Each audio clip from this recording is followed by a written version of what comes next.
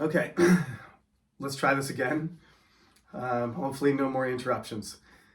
This is like take 5 or something. As you can see, this is not my office. This is, I would call this my COVID whiteboard, but I didn't have a whiteboard this nice during COVID. I got it after a couple years of recording in my house and in my office. But anyway, this isn't a vast improvement over what I was using. If you look back in the YouTube history, there's about 300 videos. If you go back to the beginning, it sort of alternates between my home and my office. And we are here again. This is a late video lecture. It was supposed to be posted last Wednesday, but I was still sick. My nose seems to have cleared briefly, so we'll tackle these lectures. We're doing chapter 6. It's about the 19th century. The title in the book is A Tale of Two Empires, which refers to the British and American empires, although the Americans would never, most Americans would never admit to that. They're very, very averse to the idea of imperialism being discussed openly. They have a president, they never have a king. It's a very Roman idea, actually, to have a president who is very powerful, and for your nation or your state to behave like it's an empire, but not to have an emperor and not to have a king, because it's they find that idea tyrannical and not democratic. But I think we will get to the point in this course where the American state resembles an empire in all things but name. Okay? But for now, there's the British Empire and there's the American Republic. As you know, there was only 10 years where the Great Britain, and before it, the Kingdom of England, during the English Civil War, where they didn't have a king. But technically, it's a constitutional monarchy. But if you look at it very closely, even though it doesn't, it still retains that, symbolism and tradition, I guess you would call it, of a monarchy, of having a king or a queen as the head of state. To a large extent, Great Britain is more democratic these days than the United States is. I think some people would disagree with me on that point, but anyway, there's a lot of things that tie these two countries together. The American Revolutionary War separated them permanently, but by the end of the 19th century, their destinies start to be intertwined again, and the special relationship will emerge by the mid 20th century, and sort of the British Empire will sort of hand over its influence and its superpower status to America. But anyway, let's focus on the British side of things first.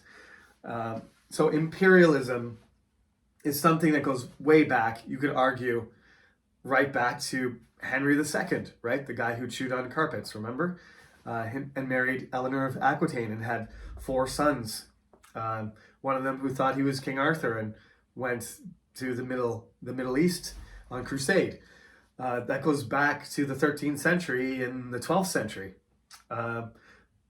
So this idea of having overseas colonies and projecting power is not really a new one in England or the United Kingdom. As it becomes, it's a continuous one, and the best example of that is Ireland. And I'm going to jump around in this chapter, but it's all going to be based on the chapter. Okay, so right at the beginning of the chapter, on page 190, you will see that there is a list of supposed benefits, good things and bad things about imperialism. And the benefits are not meant to be facts or anything. They're just the way that a dominant culture would argue that their influence, their civilizing power is justified, right? The Romans would call this a casus belli.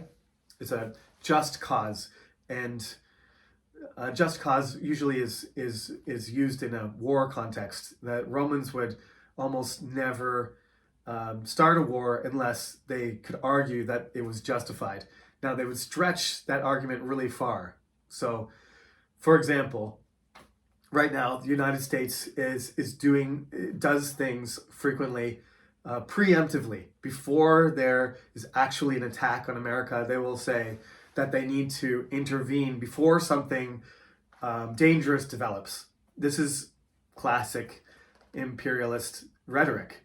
Okay, so this means that basically before somebody attacks you, once they start to get powerful and get too close to you, then you deal with the problem before it becomes untenable. It becomes a situation that you can't handle. Okay, so I guess Ireland is probably one of those examples where over 1,000 years ago, before England was consolidated and before the Norman conquest and everything, the Vikings had control of Ireland, and they had control, as you know, at one point, Canute, right? Remember, don't forget this stuff because the exam is 3 weeks away.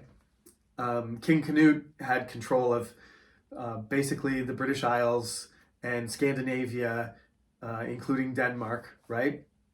And they called that the North Sea Empire. All the way to Iceland, and there were Vikings going all the way to Canada at that point. So Ireland was a very, very important stop on that sort of trade, military raiding trade arc that the Vikings established. York in northern England was at a certain point more important than London. So whenever Ireland became unstable, or whenever Ireland was consolidated, either case, the kings of England, especially after the Normans took over England and made it a solid kingdom that was never going to change. From 1066 onward, basically England, as the shape of England doesn't change at all. It's sometimes considered one of the oldest nations in the world because they have a firm sense of who they are from about 800 years ago. Like I said, Henry II is probably the best point to start, where this idea of like a fixed English culture, we are English, and the language comes a little bit later, but Anglo-Norman, we're all descended from people like King Arthur, and we're going to become a powerful influence in Europe like the Romans were. This will eventually produce the British Empire, and as we explained, the name itself, Britannia, is the name that the Romans used. Britons is the name that the Romans used for the people, and Britannia was the name of the Roman province. And London was supposed to be sort of a far-flung copy of Rome itself. So it shouldn't come as a surprise that you can look in the book and find all these points. There's 6 of them in favor and 6 of them against that are basically about keeping the peace, right? The way that the British do it is through their sea power, and the Romans do it through the legionnaires, largely through they have a navy too, but the Romans are known for the massive army. But there's some really good expressions to describe how the Romans kept the peace. The original expression is Pax Romana, right? The Roman peace, which lasted, the imperial peace lasted, I would say, about 250 years. People could argue it's longer or shorter than that, but several hundred years where largely there isn't very much conflict in Europe because Rome is so dominant. And they prevent anybody from fighting each other within their influence, within their sphere. But what people would say later is that the Romans come, they make a desert, and they call it peace. Yeah, So, of course, there's peace because you killed everybody and you destroyed all the other kingdoms. So there's nothing left. As soon as there was powerful local governments and leaders, like in Germania, which will become Germany, or in Gaul, which will become France, or in Hispania, which will become Spain. All of those provinces, when their local, leaders and governments assert themselves, then there's basically the Dark Ages and the period of violence and conflict for 1,000 years until Europe re-emerges in the Renaissance. We've talked about all this stuff. The Irish have a particular situation. They are in the Atlantic Ocean, very close to England, but they make alliances periodically with the French and the Spanish and other people. They're sort of more continental than if I may say that. I think my Irish friends would judge me anything I say at this point, but really the Irish and the Scottish have a common heritage. It's largely Gaelic, it's Gallic, it's related to we say Celtic, we say Gallic, we say Gaelic. The Scots are heavily influenced by the Irish are heavily influenced by the Vikings. The Catholic Church never loses control of Ireland completely, but Irish Catholic people are they're very Catholic, but they're very Irish Catholic. They're very independently Catholic. So the Irish identity is very different than the English one. And they influence each other profoundly, but it's sort of an obsession of the English from, like I said, the 13th century, especially starting with Henry II in the 12th century, for the last 800 years, an obsession that the English should be able to control Ireland somehow. Northern Ireland is still a part of the British state. It's still part of the United Kingdom. It's Wales, England, Scotland, and Northern Ireland. And so I would say it's over 800 years now that the Irish would, obviously, the Republic of Ireland would prefer that they had control of the entire Ireland. Ireland, the island. The 6 counties, I believe, there's 6 of them in Northern Ireland that are still part of the United Kingdom. They would prefer that they became one unified state. And Ireland is still part of the EU, and the United Kingdom has left. They voted for Brexit years ago. It's a long time coming, I would say. But you have to read these points carefully. These are going to be on the quiz. They're going to be on the exam. I will just refer to them generally. So global peace is the first one. Protection from attack and security provided by the Royal Navy is another argument they make.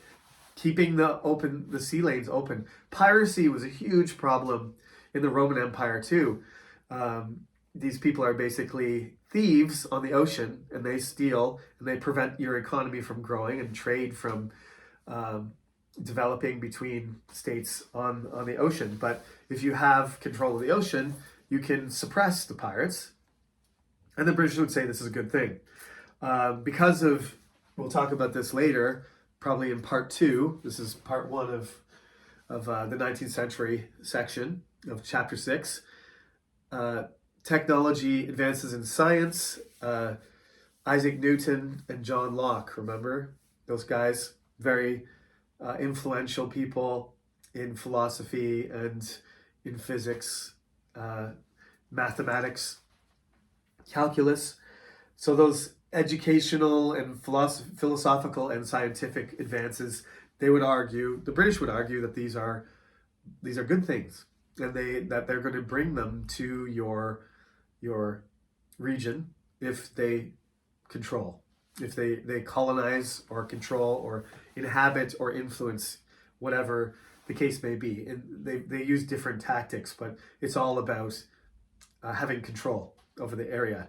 We have some students from the subcontinent of India during the British period where they controlled India, mostly in the 19th century up until the end of World War II. It was called the British Raj, and it went from Pakistan all the way to Myanmar, the area. It's much bigger than the countries that are there now, which include Pakistan, uh, India, Bangladesh, Nepal, Myanmar. I'm probably missing a few that should be included there, but those are the largest, and Sri Lanka. All of these places, I think it was called Ceylon during the period that the British were there. They never really had complete control of this territory. It was uh, sort of a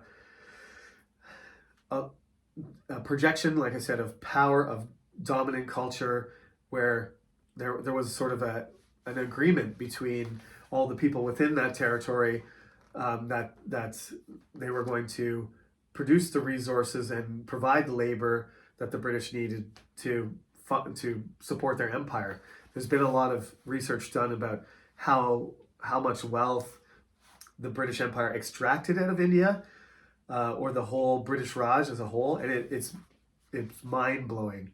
It's a number that's astronomical. There's no way that if those countries, demanded that the United Kingdom pay them back, it would take 1,000 years for them to pay them back. It's not possible. So it's definitely an exploitive relationship. That's the point, right? So this technology is perceived, the railroads and the aqueducts and the buildings, just as the Romans did when they spread across Europe. The British built there was a lot of projects. There's dams and things that were built in India, and they argued that these things were beneficial for the people in South Asia, and that this is sort of part of the balance between the imperial power and the colonized. Obviously, there's a lot of opposition to this argument. Art, literature, and sophisticated civilization is the last point there. So, sorry, there's 5, not 6. I think there's I have 6 against, 5 for, and 6 against. So the arguments against those 5 points that I wrote down in the textbook in page 190 would be the exploitation and appropriation of resources and taxes, right? But it's all about the wealth. This is why we have to talk about capitalism, because capitalism and imperialism go together, like whatever combination you choose, ketchup and French fries, I don't know. They go together naturally. They fit together very neatly, and competitive labor costs is a huge factor, and the fact that the areas in South Asia that became the jewels, so to speak, in the crown of the British Empire were the most important things. Canada, we talked about how France, chose Haiti, right? Haiti, which was called Saint-Domingue at the time. They chose that because over Quebec, over New France, giving up all of Canada essentially, as it turned out. At the time, it was more important to keep the flow of capital, of money and investments that they had made in sugar. There's coffee and other resources that will later become important, as we discussed. Cotton in the United States would become king, but for the mid 18th century, sugar was the number one product, and it was so expensive and provided so much money that there wasn't really the French king didn't really hesitate too much about his choice between the two territories, even though in the end, Canada will become a much larger and more valuable territory. It's easy to make the choice when it's just a matter of dollars and cents, right? So frozen Canada wasn't a good choice at the time. South Asia, because of how numerous the people were, the labor pool being so large, and the untapped resources that were there that could keep the industrial machine going, it became the most important thing. Once South Asia decided, once the Indian Empire section of the British Empire started to disintegrate and break up into different states, that was definitely the end of the British domination of the world. That signaled the passing of the torch to the Americans. The British couldn't compete after losing that territory. The second point is, obviously, you don't want a foreign government controlling your state. You want to control yourself. You want to have your own power, military. You want to avoid having occupational forces. They can do whatever they want if they have a military presence which suppresses the direction of your state. No self-determination or sovereignty within the territory that goes along with the foreign government control, and a lack of political representation in the British government. That's what the Americans said was the problem. You also had to sacrifice your own language, give up your own culture, and adopt, for example, English as a language, or English literature, language, art being superior in some cases to local languages. This happened in India and in Bangladesh and Pakistan and the other parts of the British Raj too, where a signal of your status was how British you appeared, or how connected you were to British culture. And if you could speak English, this was a big advantage for yourself and your family. So you have to sacrifice your own native language education in favor of British culture and learning. And there's a lack of recognition. This is something we talk about all the time still, that certain pieces of art especially are recognized for their value in a capitalistic sense, right? You actually, if you want a Picasso, you have to pay $100 million for it.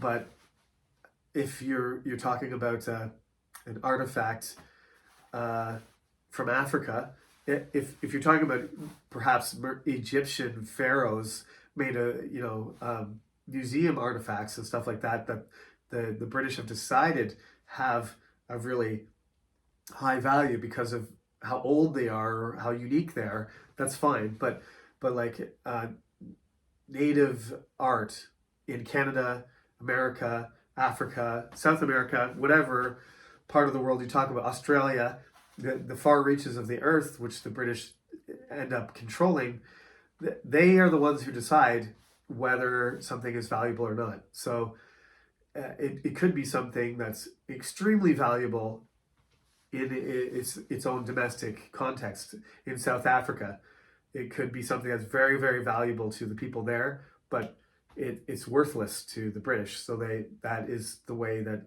it's judged, right?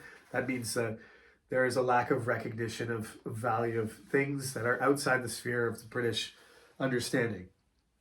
And then there's, of course, you have to create a legal system where people are judged whether they're criminals or whether they're on the side of the law or against it. And these things the legal system enables the British to control you even further. So Ireland, as I said, goes back 800 years. So